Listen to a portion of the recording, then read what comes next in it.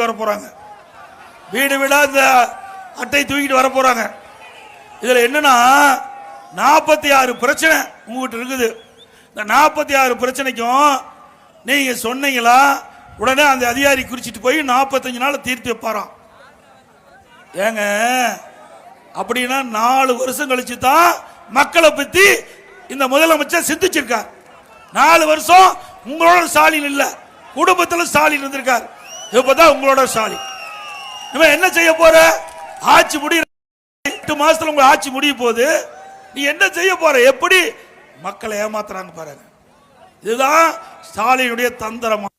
இதே மாதிரிதான் திரு ஸ்டாலின் எதிர்கட்சி தலைவராக இருக்கும்போது ஊர் ஊரா போய் அங்கங்க மேடகட்ல பாயை விரிச்சு போட்டு அமர்ந்து அங்க இருக்கிற மக்கள்லாம் அழைச்சு பிரச்சனை இருந்தா மனுவா எழுதி நான் கொண்டு அந்த பெட்டியில போடுங்க, நான் பெட்டியை பூட்டி சீலை வச்சு தூக்கிட்டு போய் வீட்டில் வச்சுக்கிறேன், பத்திரமா வச்சுக்கிறாராம். அதுல தங்கம் போட்டுக்கீங்களா, தங்க வெள்ளி வைரமெல்லாம் போட்டுக்கிறீங்க, பத்திரமா கொண்டு வீட்டில் வச்சு திமுக ஆட்சிக்கு வந்த பிறகு அந்த சீலை உடைச்சு பெட்டி திறந்து மனுவை எடுத்து படிச்சு பார்த்து கோரிக்கை நிறைவேற்றன்னு சொன்ன முதலமைச்சர் அப்போ மனு போட்டாச்சு இல்ல. அப்ப எதுக்குது? அப்பவே மனு கொடுத்துட்டாங்க. அந்த மனு என்ன ஆச்சு ஸ்டாலின் அவர்களே? அது மட்டும் இல்ல, இன்னைக்கு நாகப்பட்டினம் மாவட்டம் உத்தம சோழபுரத்தில் வெட்டாட்டின் குறுக்கே 2017ஆம் ஆண்டு எங்களுடைய அரசாங்கம் அந்த பூதங்குடி கிராமத்தில் கடல் மட்டம் இருந்து சுமார் 3.88 கிலோமீட்டர் தூரத்தில் ஒரு தடுப்பணை கட்டுவதற்கு நடவடிக்கை எடுத்தோம். இப்போ திமுக அரசாங்கம் வந்த பிறகு திமுக கட்சி சேர்ந்ததற்கு ஆதரவாக அது 7.88 கிலோமீட்டர் தூரத்துக்கு போய் தடுப்பணை கட்டுறாங்க. இதனால 32 கிராமம் பாதிப்பதாக இன்றைய தினம் நடந்த ஆலோசனை கூட்டத்தில் விவசாயி தெரிவிச்சாங்க.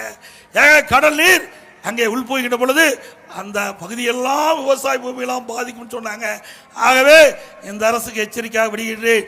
ஏற்கனவே அனைத்து இந்திய அண்ணா திராவிட முன்னேற்ற கழக ஆட்சியில் போடப்பட்ட திட்டத்தின்படி எந்த இடத்தில் தடுப்பணை கட்ட வேண்டும் என்று தேர்வு செய்தோமோ அதே இடத்தில் தடுப்பணை கட்டினால் இந்த விவசாயிகளுக்கு பயனளிக்கும். தவறி வேண்டுமென்ற திட்டம் கட்சிக்காரருக்கு ஆதரவாக நீங்க செயல்பட்டால் இந்த மக்கள் போராட்டம் வெடிக்கும் என்ற நேரத்தில் தெரிவித்து, அதே போல இன்றைய தினம் அதிமுக பாரதிய ஜனதா கூட்டணியை விமர்சிச்சு இருக்காங்க. இன்றைக்கு சிபிஐ கட்சி வந்து செஞ்சு பாருங்க. சிபிஐ மார்க்சிஸ்ட் கம்யூனிஸ்டும் இன்றைக்கு கேரளாவில் 2க்கும் விரோதமாக இருக்கு, காங்கிரஸுக்கு அதுக்கும்.